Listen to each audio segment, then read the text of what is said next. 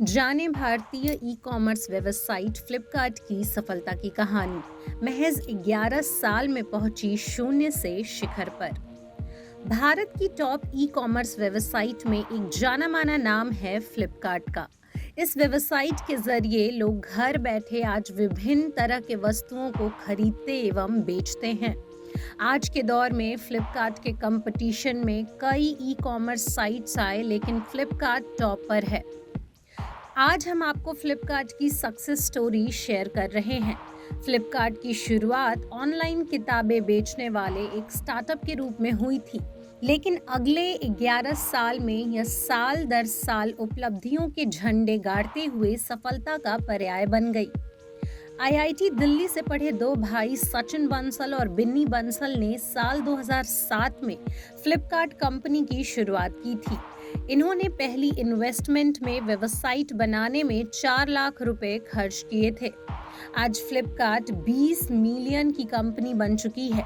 सचिन बंसल और बिनी बंसल दोनों ने ही आईआईटी दिल्ली से अपना ग्रेजुएशन कंप्यूटर साइंस से कंप्लीट किया। आपको बता दें कि पढ़ाई के बाद सचिन बंसल और बिनी बंसल दोनों अमेरिका चले गए और अमेज़न में जॉब करने लगे, जो दुनिया की सबसे बड़ी ई कॉमर्स कंपनी है। अमेज़न में काम करने के दौरान ही उन्हें भारत में इसी तरह की खुद की कंपनी खोलने का विचार आया। इसके बाद भारत में अपनी कंपनी खोलने के लिए सचिन बंसल और बिन्नी बंसल ने एक साथ अमेज़न में नौकरी छोड़ दी और भारत आ गए। विदेश में जॉब छोड़कर भारत आना यह दोनों के लिए ही एक बड़ा रिस्क था। सचिन बंसल और बिन्नी बंसल ने मिलकर सबसे पहले मार्केट में रिसर्च किया और 5 सितंबर 2007 को फ्लिपकार्ट नाम की कंपनी की नींव रखी। सबसे पहले इस कंपनी को किसी ने गंभीरता से नहीं लिया। लोगों को लग रहा था कि यह अवधारणा हमारे यहाँ नहीं चल पाएगी, जहाँ लोग हर चीज को ठोक बजाकर परख कर खरीदने में विश्वास रखते हैं। पहले साल कंपनी को सिर्फ 20 खेप के ऑर्डर मिले, लेकिन 2 साल 3 साल के शुरुआती संघर्ष के बावजूद कंपनी चलती रही। 2010 में इस कंपनी के लिए पासा पलटने वाला रहा, जब उसने अन्य उत्पादों के साथ साथ इलेक्ट्रॉनिक्स उत्पाद व मोबाइल आदि भी ऑनलाइन बेचने शुरू किए। इसके बाद इस कंपनी को मानो पीछे मुड़कर देखने का भी समय नहीं मिला। यह दिन दोगुनी रात चौगुनी वृद्धि दर्ज करते हुए भारत में ऑनलाइन खरीदारी यानी ई कॉमर्स का पर्याय बन गई। जब फ्लिपकार्ट कंपनी आई थी तब भारत में ना के बराबर ई कॉमर्स कंपनी थी। जो पहले से कुछ कंपनीज थी भी, तो वह लोगों की सोच के कारण असफल हो रही थी। लोगों का मानना था कि बिना देखे किसी भी सामान का कैसे भरोसा करें और कैसे ऑनलाइन पेमेंट करें। इसी बात को ध्यान में रखते हुए सचिन बंसल और बिनी बंसल ने मार्केट में कैश ऑन डिलीवरी का ऑप्शन लाकर लोगों की सोच बदली। भारत में कैश ऑन डिलीवरी लाने वाली यह पहली कंपनी थी, जिससे लोगों का कंपनी पर भरोसा बना और कंपनी को ग्रो करने में मदद मिल गई। फ्लिपकार्ट कंपनी ने शुरुआत में किताब बेचने पर फोकस किया।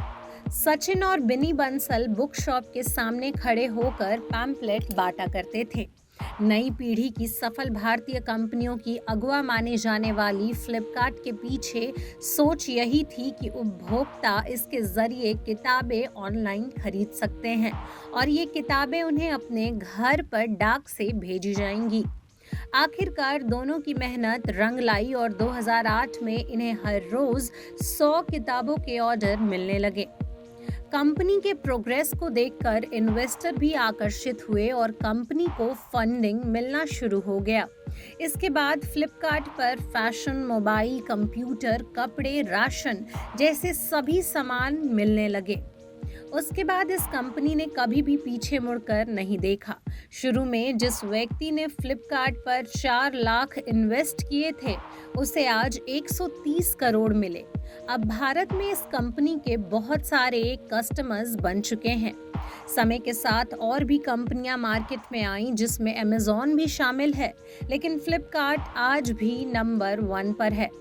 फ्लिपकार्ट की शुरुआत ऑनलाइन किताबें बेचने वाले एक स्टार्टअप के रूप में हुई थी, लेकिन अगले 11 साल में यह साल दर साल उपलब्धियों के झंडे गाड़ते हुए सफलता का पर्याय बन गई।